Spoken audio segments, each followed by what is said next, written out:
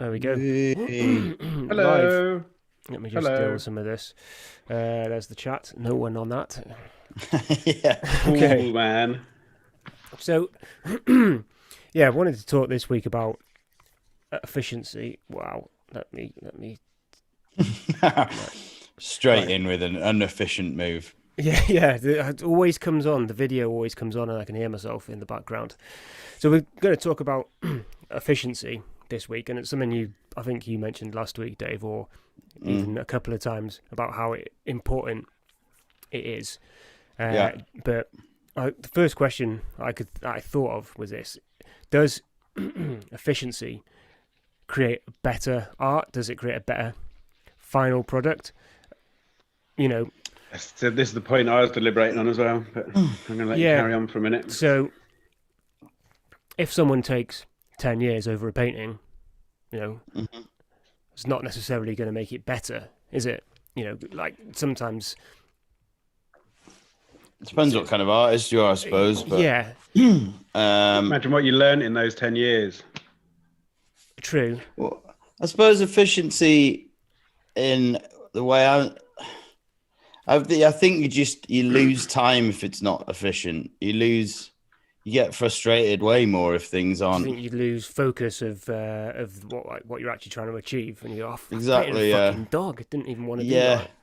that. Yeah, I think it's more about your emotional engagement with it more than anything. It's like the more set up it is, because it just always tends to go wrong in some way. The classic is, if you got a chair in your room, you end up throwing, your clothes that you wear every day, you end up throwing something on there. Mm. And I do. That's why I try not to have a chair in my room. But it's the Is same that- with the Get rid of studio. the It's clothes like, instead, mate. well, I do, but just sometimes there's something of it, like it's like a magnet. And I think in the studio, if you try and have everything in the place that it goes, and any sort of clutter when you're trying to finish something, it's just that's the efficiency for me, being able to find things. Today, I've been trying to finish this painting, and then I tried to quickly take a decent photo of it, and the setup of the lighting and having everything so you can, like, that's another thing. So now I have an area for my cameras and an area for all the different ends, like the end for putting your mobile phone on something. Oh yeah. Like I now have that its own clip, and it's just all around. It's all like in a little area, and I just put it back there and I grab them. So the speed from that to when I had it in a drawer, I would still be there now trying to just look for that piece, let alone Yeah. take a photo. I think that's it, isn't it? I think there's for me, how I was thinking about it is like there's a fine balance between, like, I think you should be efficient enough that your process doesn't restrain you from doing what you want to do. So you're not thinking about other stuff. You can just get straight on with it. But like, you shouldn't be so efficient that you're kind of running on, automatic and just slipping into doing the same things as you do them all the time. Because then you're not running into creativity. Yeah. You're just doing whatever, you're just doing a formula, aren't you? So it's like being efficient enough to not let process get in the way of ideas, whilst not letting ideas become part of that efficiency, if that makes any sense at all. Yeah. Because when you came over here, in between the two lockdowns, I can't remember when that was. When you came over to photograph the deer, Rob. Yeah. As you do. We went like one of my problems. Hashtag Wild Father Rob Sparks. With my problem with my like inefficiency with cameras and photography and stuff is that pissing about with the settings just slows me down. And it's not so bad with filming because you're setting it, you can tweak it, but if you're out trying to take a photograph of something and the light's constantly changing. But when we went out, I didn't see you do any settings tweaking, or really is that because you can roughly ballpark it, like the settings that you need? It's because it's all done like this. So there's no like having to take the camera away and have a look at what settings you're doing. You just know exactly where they are. So my hands are already lined up on exactly where I want to go. Yeah. If I need to change ISO or white balance, it's all just a button squeeze there and a quick twist, and I've changed it. And like, because you have to do it so quickly in that sort of environment, you have to well, that's it. It has to be efficient and muscle memory, so it doesn't get in the way of the creativity. Yeah. If you know what I mean. I would like Rob, do a video on that, because I was trying to film my brother coming down on his mountain bike in a forest, and the light kept changing, and like, you know, and you just have to accept that it's not the right settings. And then you see it on a big screen and it's all grainy, and you're like, I was looking at the screen. I wasn't doing this. Video is a little bit. Video is a bit different though. Like video is a different approach again, because once you set it, you can't really be changing the settings unless you've got automated things to do it smoothly. Like on a DSLR, you can't really change it. Like on a there's some really complex shots that they're like you'll see in Hollywood films or big studio films where like they'll do a camera coming in through a window into a house, and obviously that lighting is completely different, and they have automated like T-stop controls, because they're T-stops on cameras, not F-stops, and it will do it really smoothly. But with DSLR, it's limited really. Okay. See, that's one thing that I've still haven't got my head around this camera. It's going to turn itself off at some point. Yeah, it's the hot feature everyone's wouldn't be the same for. if it didn't, would it? Hot feature. I've got it will turn itself back on without me having to go to it now. But when I'm like trying to sort it out on the like software, because you like software control it, I understand ISO enough to sort of know what that does, and then I understand the f-stop, and then but you can still, even though the shutter's open all the time, there's still an option for changing the shutter speed, I presume, what it is, which is changing the amount of light which is coming in. But I don't understand why that's even an option if the shutter's just open. Because it's not right. So the shutter speed is how long that it's recording a frame for. Yeah. So the reason most people, you have the 180 rule, which is if you're shooting at 25 frames a second, you'll have as close a shutter speed to 50th of a second. Okay. Because that gives the closest to what the human eye sees. So then if you're doing slow motion and you're shooting in 60 frames a second, you want your shutter speed to be 120 frames per second. And if you, like, the classic example that, forgive me, video people, because you'll know this, is that, like, Saving Private Ryan, in that first bit, when it's really glitchy, when they're fighting and all the dirt is, like, proper crisp and frozen, that's because they've got a really high shutter speed on a normal frame rate. So it does give a very different look. Okay. So it is another creative tool, but most people just, stick to the... Yeah. I mean, I'm annoyed that I don't know this stuff, because I really like settings and that side of things, you know what I mean? I know, yeah. Andy, that is definitely a huge advantage to try, because I think of how there's no real shortcut. They seem like basic settings on learning how to use a camera, but I just can't see, even if you get shown it over and over again in a short period, I just can't see how that's enough in different environments. Like even now when I'm in different places and I'm fooling around, I think, there's something that you've got to like make a decision on in your brain based on experience of seeing what it'll look like when you put it on a computer and stuff. And it's really hard you just have to keep doing it. But the fact that you like settings, I think, is a massive advantage. And to even be at that point, because I definitely found that I got more in tune with it because I wanted to do it, not because I had to. And it was it's all these, it's interesting how all these little things do add up to look so different, because like people who shoot on the same camera as what you've got, and it can look like video, if you know what I mean, as opposed to like something more cinematic.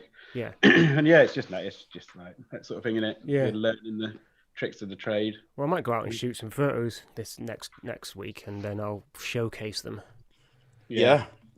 There's a really good video, and he talks about the triangle, and he goes into loads of depth about photography, and it's What's the triangle?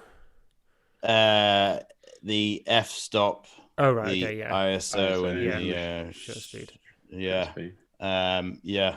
So it's about it's. I mean, it's great having Rob here because I feel like I have to explain it, but Rob just can explain it better as he has already. So it is a I don't triangle even of need to say anything. compromise. It's a triangle of compromise pretty much all the time because like you'll find that you're locked into something. So for example, on like my 600mm lens, there's a guide really that your minimum shutter speed should match your focal length. Okay. So that limits you to 1/600th of a second. That's as like low as you can go, or high as you can go, whatever. And so that instantly limits the amount of light you're getting in. But then you've got stuff like image stabilization and all the rest of it, and just like good technique. If you can actually hold that lens really well and steady, then you can shoot a lot lower. But it's always trading off between one thing or another, and that's when your experience will tell you if you're better off having a slower shutter speed and just chancing it and taking a few more shots, or if you're going to bump up your ISO to get a clean or clearer shot, but that's going to have more image noise in it that you're going to have to sort out later. Yeah. Or what, it's always a compromise, really. That's interesting that it's compromised because there's like compromise in writing music, but writing music for media, because if you're doing something for a film and it's gonna have loads of explosions in it, then it's pointless trying to cram loads of bass in into the mix because the dubbing mixer's just gonna get rid of it. Yeah. So yeah, I didn't really think about it about working. I thought there was just like things you needed to learn, like a chart. I think it's light. It's lighting is big. Like if you're out in the middle of the day, GoPros and stuff like that, their quality in the middle of the daytime is amazing, and then anything that's low light, you sort of see where there's a lot of complications. If you're out in the middle of the day taking a photo or filming, you have your ISO on 100 from a what's going to look nice point of view. Don't go and shoot it in the middle of the day because it's fucking horrible light. Yeah, with the blinding light and my camera in the middle of the day is terrible because its base ISO is 400, which means it's really good at high ISOs. But it means that if you get a really sunny day, you have to, and you haven't got an ND filter, you have to shut everything right down to try and limit the amount of light getting in. So why is it It's better for 400? It's better for cleaner images, basically. Okay. Like base ISO is 400. I can shoot video pretty confidently up to 3,200 and not worry too much about noise, but only, and that's the thing with DSLRs, only in increments, so only doubling, so it'll be 200, 400, 800, 1,600 and 3,200. Yeah. The ones in between, if you use them for video, they're terrible. They're really noisy because they're the divisibles that are all based on the base ISO, which is really boring. Nice. Boring chat.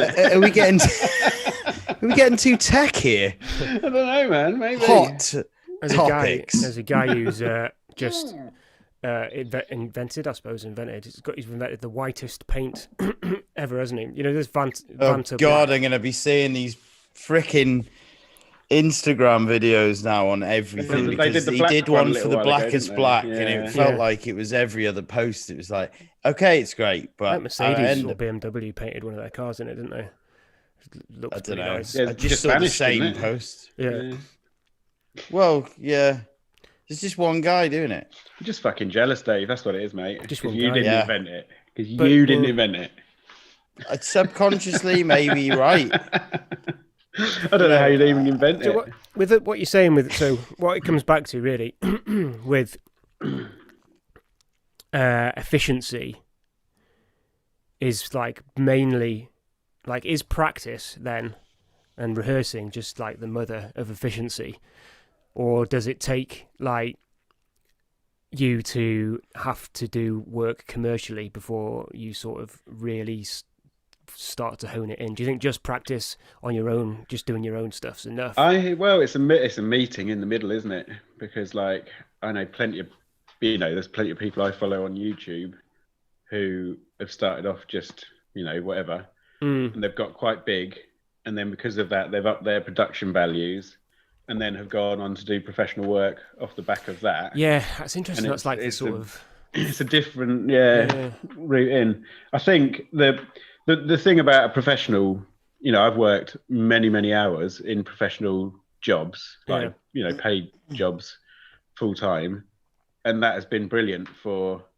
I take for granted what I know now because it's so day to day and it's boring. Whereas you get talking to some people about all that sort of nonsense and they're just like, they're so into it, and it's like, that's just the start of it, really. Like, it's what you do with that then that, like people who still come up to you and go, oh, what ISO was that shot on? You're like, I don't remember. I just got the image, like, because it was, I don't know, it's like that bit has to become secondary, I think, for you to be able to do what you're trying to do. You don't want to be thinking about it, do you? It is funny how if you're not around people who are like starting way later than you on a daily basis, you just go into your bubble where you think you're just looking up at people who are way better. And then, when people say things like that, like what ISO are you using? And I think part of the efficiency, because this week I decided I wasn't feeling too good, and then I ended up just deciding I'm not going to do anything for a few days, and then it kind of gets to the weekend where you think, well, it's the weekend, I don't really mind if I don't do anything here. And then today I was enjoying sitting out in the sun, and I just thought, I need to go and finish a painting that I want to take a photo of and upload. And I think there's an efficiency in that's part of efficiency, is to go when you don't have to, but it's part of your it's part of who you are, your personality. You have to the efficiency, even if you're going once a week when you don't have to. I think that's it. I heard like a marathon runner said the same thing. They're talking about their training, and they're just like, the difference is it's those days when I really don't want to turn up and do it, but still put the hours in and train. That's what makes me top of my game, because it is easy to be like, I don't, I'm not going to do it today. But like, really, you kind of have to force yourself into it a bit sometimes. But like, at the same time, I don't really know if I believe that much, because like, I don't know, creativity, like, it's easy to get creativity and money making muddled up when you're trying to make money out of it. And it's like, there is a difference, and like turning up to churn out or turning up to do something important are two different things, aren't they? And it's, I don't know, that's the balance I always struggle with myself, is like, where's the me in it, and where's the bit that you just sort of selling, if you know what I mean? I think the difference this week was that I just didn't do anything at all, which I think maybe sometimes you go in later, or you do it a bit later, but you go.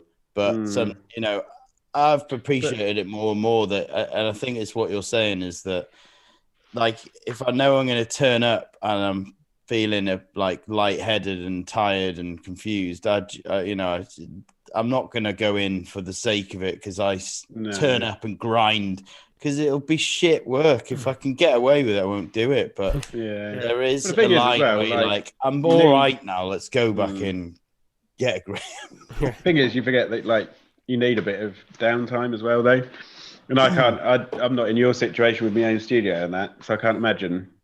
If I imagine you spend quite a lot of time there, like more than you would if you're like at a job, probably, because you're, when you're on projects, you're just pulling long days and stuff, aren't you? You just like, you build it, whatever, like you build a narrative. If you stop going to your studio or whatever for long enough, and like the, being at home, you can quite easily build a new narrative where it's like, I don't need to be there at the moment. Yeah. And then when you start to go again, for me, up till last week, I was going more than ever, because that really is the way for me to do it. It makes so much more sense to go and work there and do it and not even think about get up, get ready and go to my studio and not necessarily to do work or commissions, just go and keep going. That's it. I'm doing my work at home at the moment, and like it's not a good environment to do work in, because like there's too many distractions and like especially when you've got kids and stuff. Yeah, and that's all about, and like having a dedicated space to turn up to, and when you're there, what you're doing is you work. Like that's it's good, isn't it? Like it's something that I obviously. So I don't know if we talked about it on these ones that we're doing live. But, it's something that I'm always constantly bouncing backwards and back and forth with. The convenience of, I suppose it's not the same for you, Reid. You'd probably need, realistically, more space than I do, Dave. So, it's not, you'd have to have a pretty massive house for you to be able to have a studio in it as well. I guess, or I'd have like a floor, maybe. Fucking hell, it sounds nuts. I don't know how to say it. Well, I'd have one floor for my studio, one for the living and one for resting in. It's down to sort of being away from where you are all the time. Yeah, if you can get away. But I mean, to go for a long walk seems to be a good compromise. You are by getting out for long walks. It does feel something quite similar where you just, which I know both of you definitely do. That's I was reading a book called Daily Rituals, which I can't recommend enough. It's about creatives from like the last 200 years, and from like all the people who wrote from Beethoven to bloody Charles Dickens to everyone, and a lot of them, a common thing is to go for massive walks. Charles Dickens used to walk about 20 miles a day, didn't he? Exactly. Wasn't he? Like... Loads of people nap. Quite common. Yeah, it seemed. I think Da Vinci at one point, his was he would nap every hour for 10 minutes or something, or 20 minutes, and he did that. He did that like for weeks and weeks on end, and that would be his life. I mean, nowadays you'd just go to the doctors, wouldn't you? I'm falling asleep for 10 minutes out of every hour of the day. I'm doing Help me. Doing a well, job. I think he was no, it's all right. I think he was doing it on purpose. Like, I know. Doing a job at the moment for shut up. Like a health awareness sort of video for people who've got this cataplexy, which is falling asleep when you laugh, which is quite a common thing. Great name, I gotta say. Yeah, cataplexy.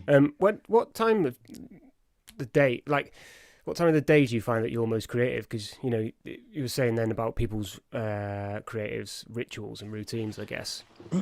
Well, the question is, so what time do you have? It's a bit different for you, Rob, but what time do you get up, Andy, roughly? 7.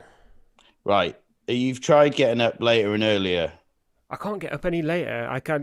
When it's summertime, I tend to get up at 6. 6. Yeah. And do you feel that you have drops in the day, or do you just not really remember that being ever a problem? So I think that's an interesting part of it. When you start to 3 p.m. onwards, I'm pretty much burnt out in terms of creatively in the studio. Yeah. Okay. Yeah, you definitely get that when you get up that little bit earlier. Yeah, I guess that's maybe it. Yeah. What time do you get up, Dave? I try all kinds of ones. I love getting up early, but sometimes it feels like a hell of a sacrifice. When I'm just standing yawning at a certain time of the day in my studio, and it seems like it's a bit uncomfortable when I don't know, like I I love getting up early, but quite often at the moment I'm like, I'm gonna get up a bit later for the sake of feeling more with it. So I was still painting then, so I get up about 8:30, which compared to like 6:30, 6:45 kind of time, where it is way more of a win, especially when it gets, but sometimes it feels like the sacrifice is that you're yawning and like, I've got a couch that I can lie on in the studio, and when it's like sort of in the background, and you start taking longer breaks for the sake of, and drinking coffee. Like, I don't know, like I've read quite a lot about sleep, and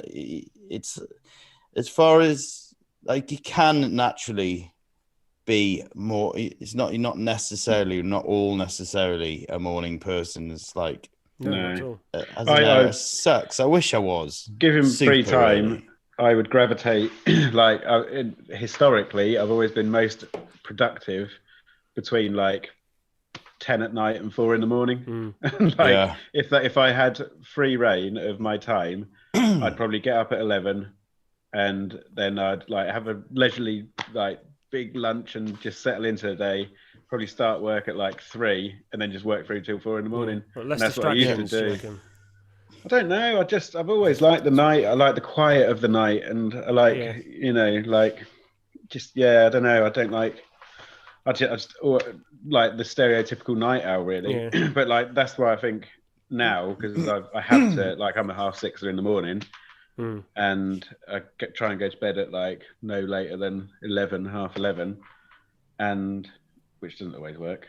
But I struggle a bit with that with my routine. It doesn't really fit in, but it fits quite in well to the wildlife photography stuff, because I can just get out really early and like, with my camera. But, that's nice. But I don't know if that's something that changes as you get older anyway. I don't know if it does. It's your I always forget the word, circadian rhythm or something like that. Circadian rhythm. Yeah, because old people get up really early.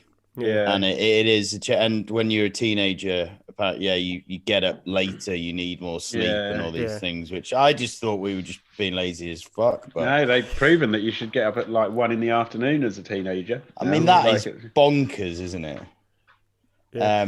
But part of the reason I got onto it is because I'm about to go into a stint of getting up earlier. Now it's lighter and the weather's nicer, and I can take the dogs out, dead early.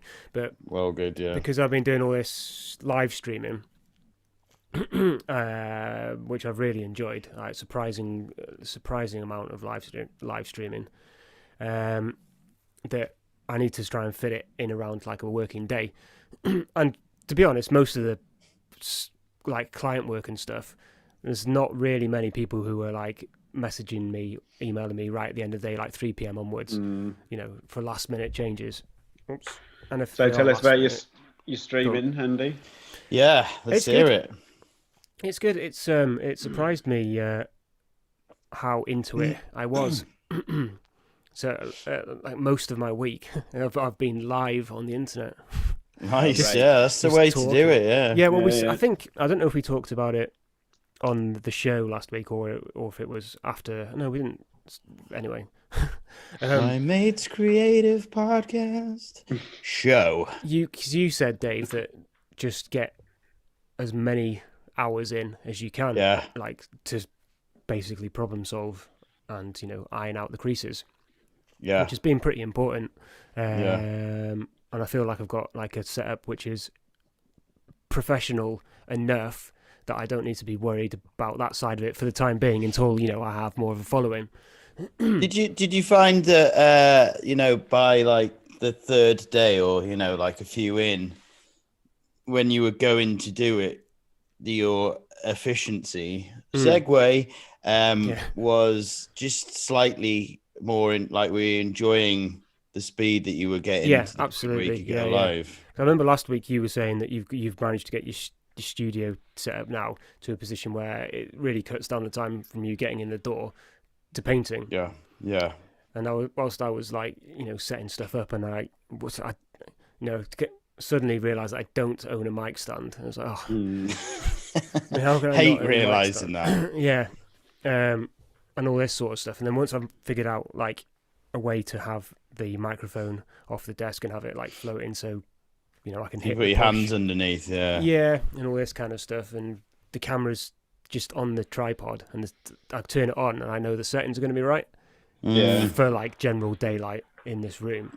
Yeah, that's a nice one. So you can just, instead of having to get on your computer 45 minutes early to try and like get it all to look right, you can just concentrate on that earlier time into like just finessing, what you're going to be doing on your computer. Yeah. I have realised that trying to do stuff completely from scratch is bold and probably pointless. Like, because Yeah. like you can get, I did 5 streams, and one of them was like, I have got to delete this. You just got some right crap made by the end of it. But the other one, Something I try to do sometimes, not all the time, but maybe so that is a realization that it's maybe so with that in mind, maybe think what are maybe some of your objectives, if that's some conclusion that you've come to. Try and ask yourself, it might help you. Like if you want to one of your objectives should be to, even from scratch, make good music, like the progression in your Twitch one of the things should be that you're getting better at making music quicker. That's good. But your side from making it from scratch, have you all your beats that you're happy with for that? I mean, Mark Rebellier or whatever, when he does it live, he must off camera, he must have a lot of efficient ways where I'm going to use these today. But when we watch it, when he's doing it, it's like he just grabbed any drum kit. It's amazing. Yeah. Do you know what I mean? Yeah, no, I know. And his way of being efficient is to bring out the best music quicker, because he's got it all more and more ready. And it should, I mean, that'd be an enjoyable part of you. The progression thing will keep you doing these Twitch things if you've got a few basic objectives of like, this is where the progression thing is just sexy, thinking that I'm going to get better at this is something that keeps, when you can't be bothered, just see that, put them on a whiteboard or something, and I've done that loads of times where it's like, if I can just think of clear few objectives, and one of them is progression, it's keeps you coming back a bit better, a bit more stable.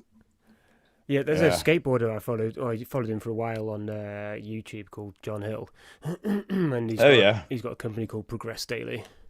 Yeah, which is good. Is he still got that skate park? He was, I can't remember what team he was on. He's on like a YouTube sort of team, Revive, I think. No, he got a warehouse out and just started building like. I did it. I haven't watched him for a while. Fair dues, that guy. He's a funny job because he sort of just seems to just go to places on his own every day and film him doing tricks in crappy skate parks all over the place on his own. Yeah. And then film it and put it on YouTube. And he's got like 1 million subscribers now. So it's like, it looks like he's taking the piss. Like, it looks like he should be out getting a job. But I mean, he's got 1 million subscribers. Like, he gets to do that every day. He can just go and skateboard all day. And it's such a weird, it looks like he's getting away with something, but like, he's well funny. I bought this ramp off Amazon for 10 quid. I'm going to spend the whole day trying to jump off it. That's his video. I'm going to get paid. Yeah, his videos, I love them and hate them all at the same time. Yeah. I bought the cheapest lens I could off of Amazon. Is it any good? Yeah, No. I know what you mean. I mean, they've got like you were, I'm not ballparking what you were thinking of doing in with this, but it kind of is the same sort of stuff. Those you once you start creating content, that you realize the whole point of some of these really short, easy to make videos. Oh, it is just get people in. Yeah. Film them, bash out 3 in a day, and then like if one of your projects like overruns or whatever, you've got something in the safe. That's exactly it. Still doesn't stop him from being annoying, though, does it? No, but you know, like it's annoying because I've watched so many of them as well. Like I've been like, oh god, I hate these videos. I'll just see what this one's like though. Just see if it's any like get sucked in.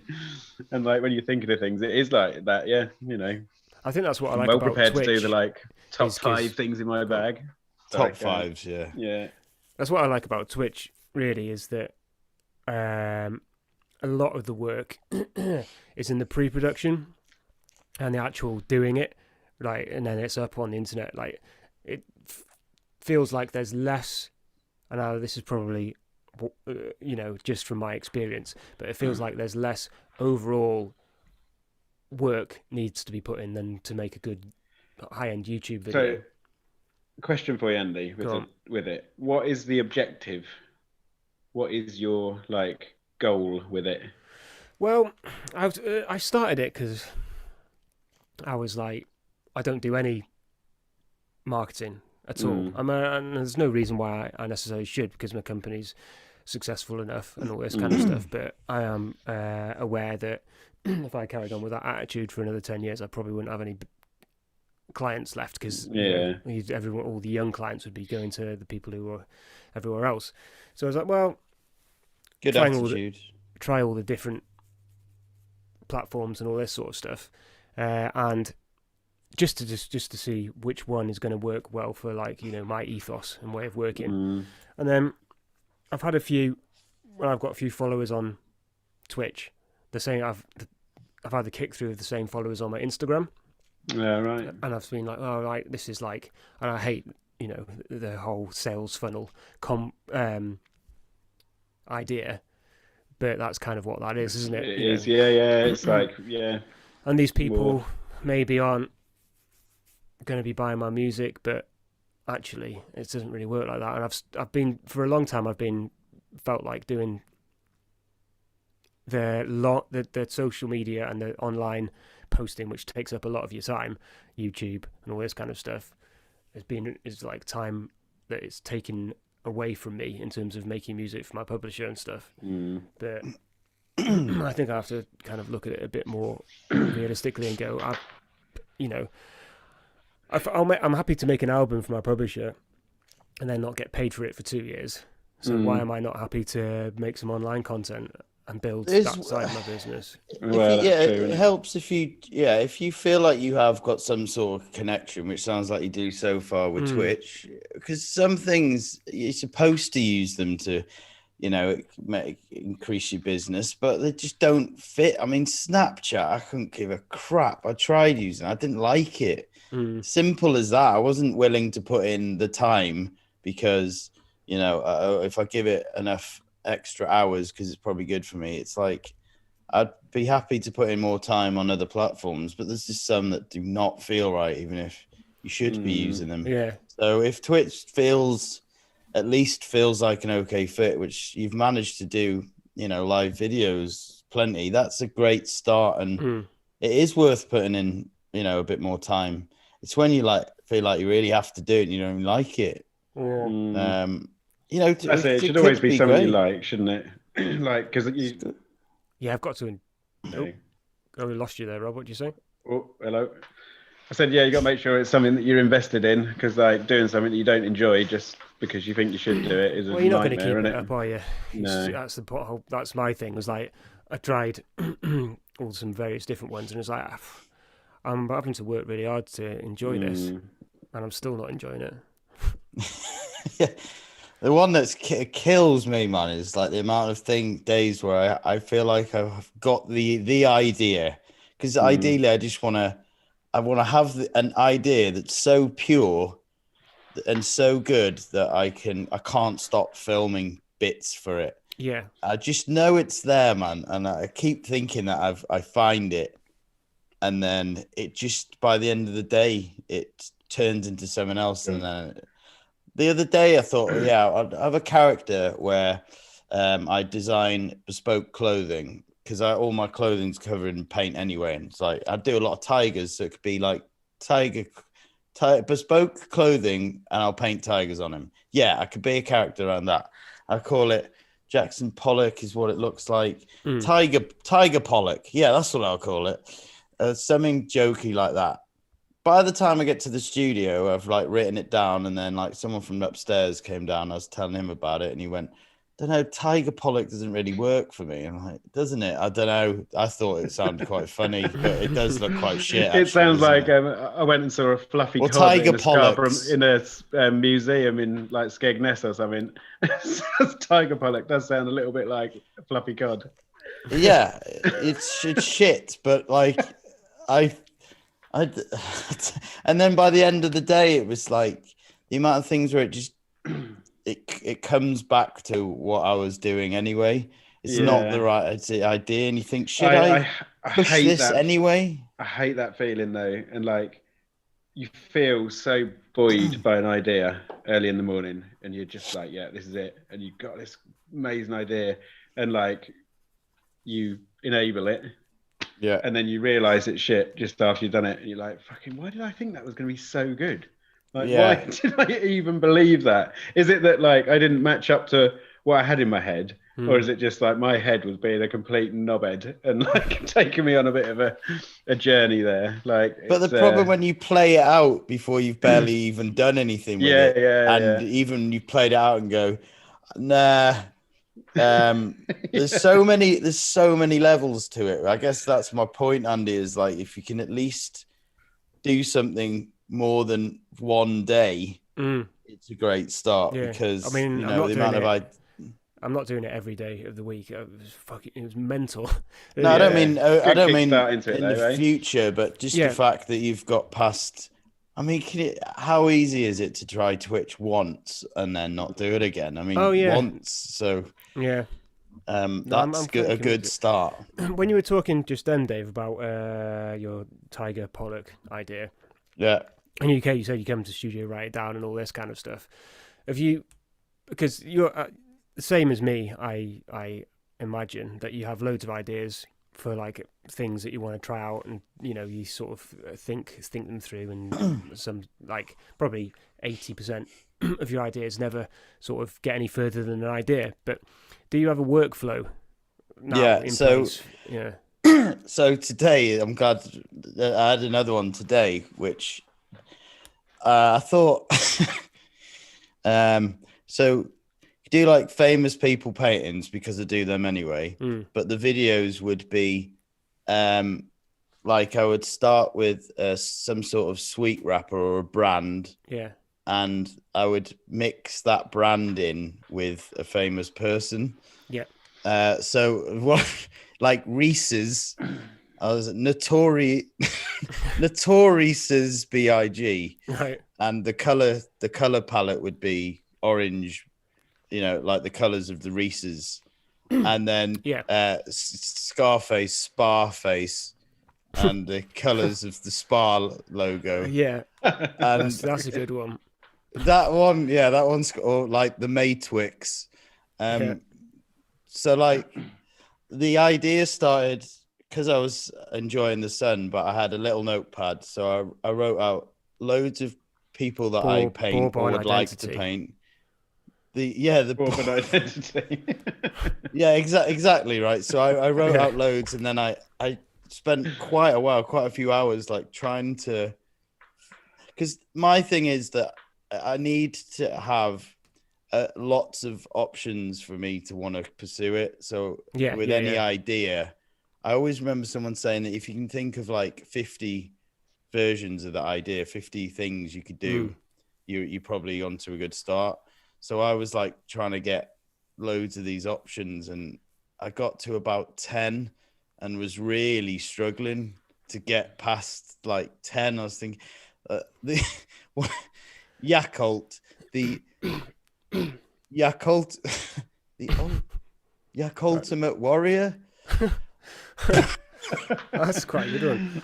I mean, Yakultimate Warrior, but like, I don't know if that was enough, but I did still from there write down, and then I made that a smaller list, and then I made that into a list of 5, and then I went from there and went onto my iPad and edited the color schemes to see if even 5 would look like a grouping yeah. that 5 videos could be enough to be a concept and then move on to the next thing. But my efficiency, the way I do it more and more is bullet points and trying to writing things down makes it so much more official, and you sort of play it all out. And then if it goes from writing it with a pen and then getting it to writing it on a computer, I think I quite enjoy that part, because you're so pumped when you think you've got an idea and you think this is it, man. This could be it, and then it's just not, over and over and over again. I think it's a funny one, isn't it? Because I write every idea I have down, but you kind of always know the ones that you're going to enact on, because they're the ones that are always present in your head anyway. Yeah. But I think it's important to just go through the act of writing them all down, because I've come across ideas that I've forgotten about, and that idea has actually turned into something else when I've reread it, if you know what I mean. Yeah. So even though it's something I didn't use, it sparked something else off. And I think, but I do think the ones that are going to work, they're ever present in your head. They're there right from the start. They just sit there you're going to do this one, aren't you? That's the way I've just finished and sent off this album of sort of industrial film trailer music that me and Rob's got a few collabs on the album with me.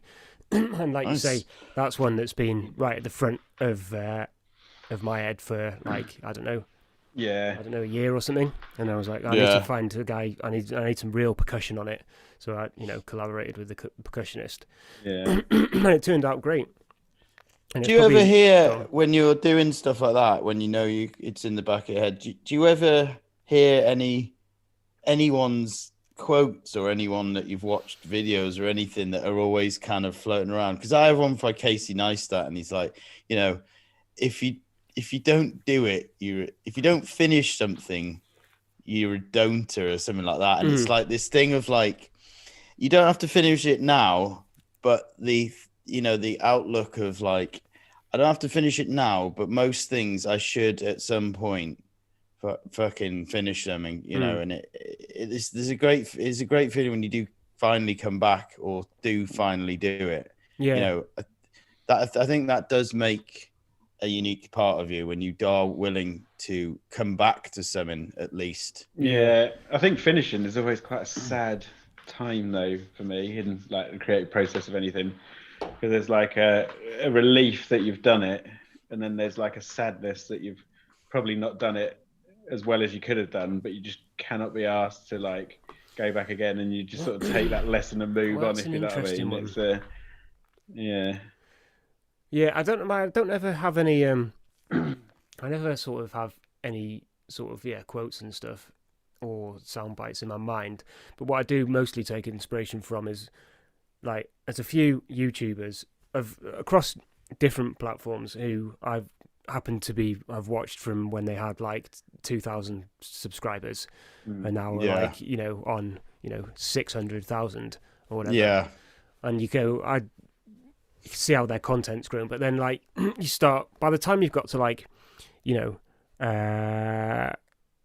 700,000 subscribers or something like that, people seem to start getting all tying in with other big YouTubers who they start popping up on other channels, or they start working with other companies like Heimbach, who's a music guy on the internet on YouTube, who me and Rob both follow. He's just released. I know the guy with the Jamie Liddell one. No. Oh. No, that's, you're thinking of Andrew Huang, are you? Andrew Huang, yeah. Not the guy you just said. So he's just released a VST with Spitfire Audio, who are someone that I use a lot of their VSTs. Is that old matey who owns that? He's on YouTube as well, Christian. isn't he? Yeah. I think he just works there. I don't think he owns Does he it. just work there?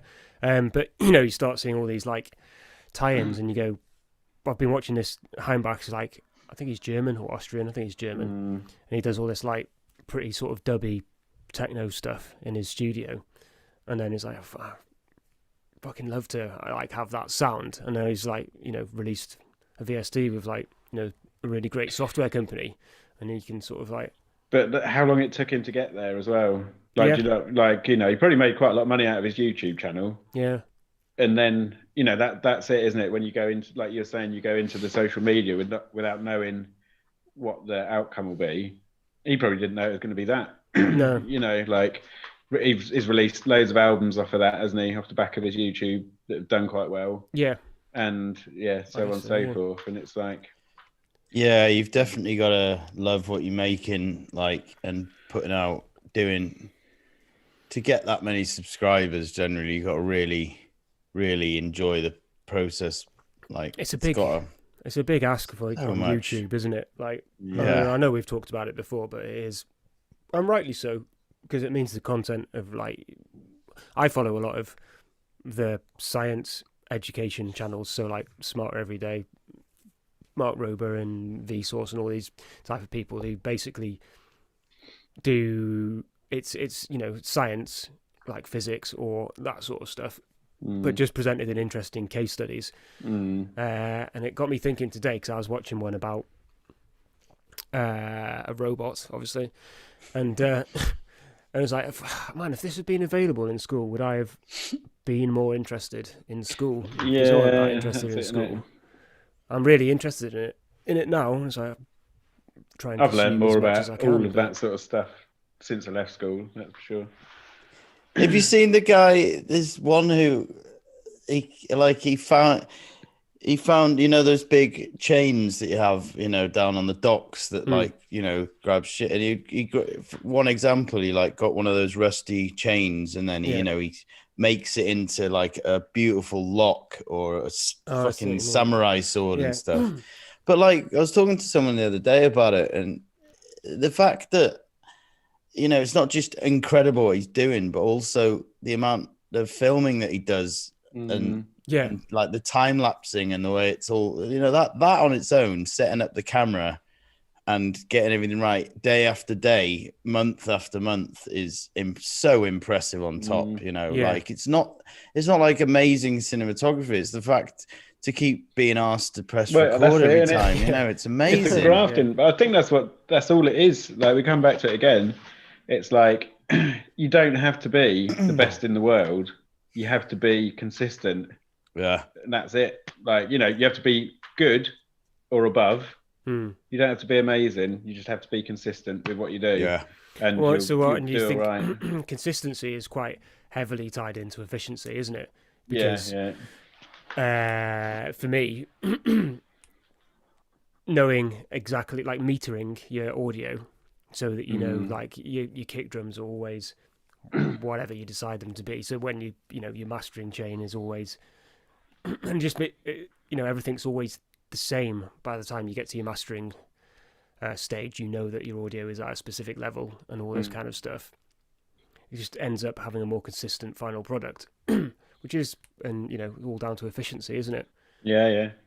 Man, so bad from that. I'm picturing being on GarageBand and just always turning up something the loudest. I just want it all to be loud, and it's like I've exhausted my volume on the actual computer now, so I'm gonna have to turn everything up.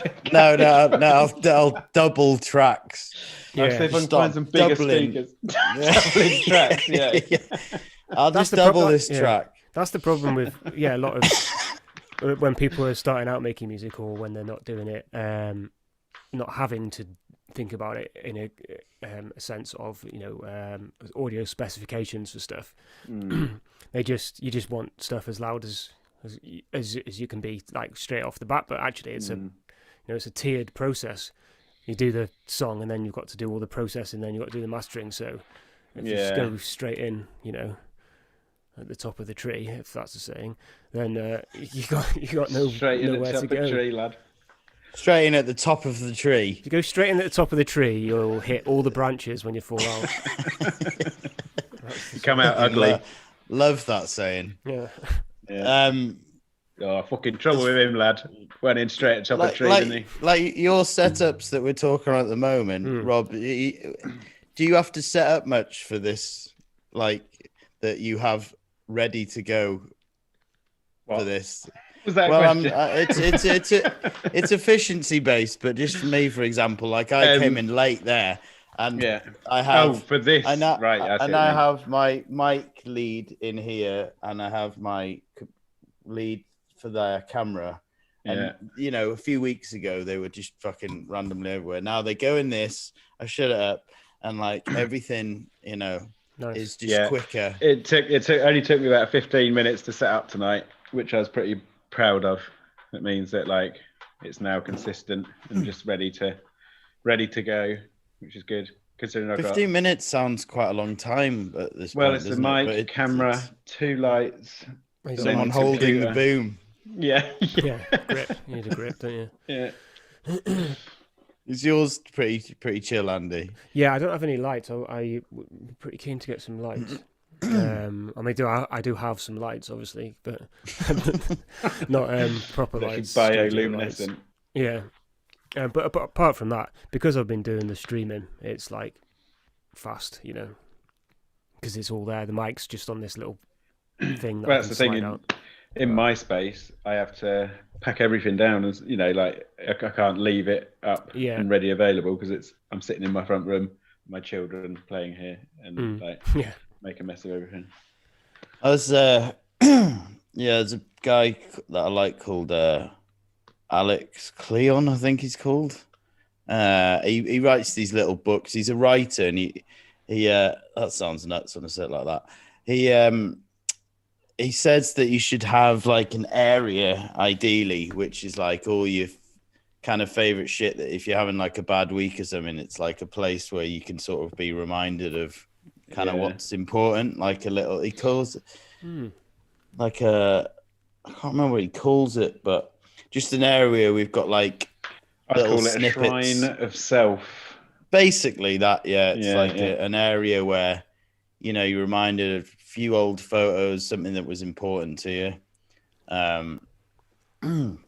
It totally makes sense that. Just after, when you have a week where you just completely lost your reasons for doing pretty much anything. Yeah, you've not been here to this studio, have you, Dave? Like Rob's been here, and they've got lots of stuff around. I mean, some of it, like, you know, you might use it on one job a year, like weird, like little.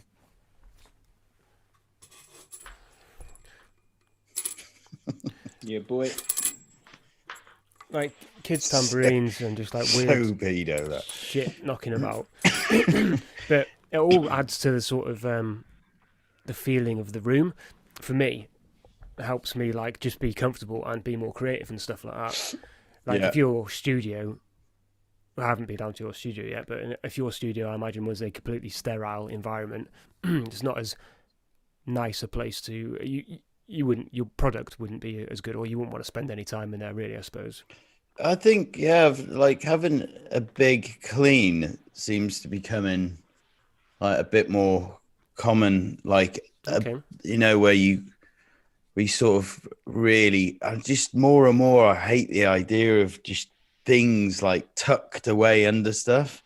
Yeah. And it makes such a difference where you keep coming back to this when you find a home, like finding more and more and more and more homes than things that go inside of things. And like, even my drawer. Actually, just watching Dave slip into OCD here, really. Soon he's going to be in a little. I sit in this box when I'm in the studio because that's where I go. Yeah. That would be a funny character. Yeah, if you got a drawer in the house that's your shit drawer, yeah, that's a fascinating place because, like, if you can, I used to fucking love them. Well, do you? Yeah, just like when I was a kid, I used to go through it all the time, just like wondering what you'd find in there, like what shit's been put in there now. Yeah. I don't think anything. I can't remember anything new ever going in mine. I mean, I can't remember ever putting anything in there, but it's fucking full. So yeah, I know, it's weird, isn't it? Like, when did that happen? Yeah, it always happens. But this time, I finally like put a few little containers in there to put shit in, and it's working. It's working so far, man. I mean, you know, like you've got a camera battery Mm. next to kitchen foil, next to some shoe polish, next to a corkscrew, and it's like sandwich. You sound like you're sandwich mixing time. up your kitchen utensils to me, David. Yeah. Your Yeah. objects. Not anymore, Rob. Put some hooks Not up. anymore. Some boxes in there, mate. So- I'm quite a I am quite a messy person, but it's very controlled mess. Like I like to be able to, and I don't get to do it that much really because it just gets annoying for everyone else. But I quite like if I've been working somewhere, I quite like to leave it so that I can return to it very quickly and get on again. And that looks like mess to a lot of people.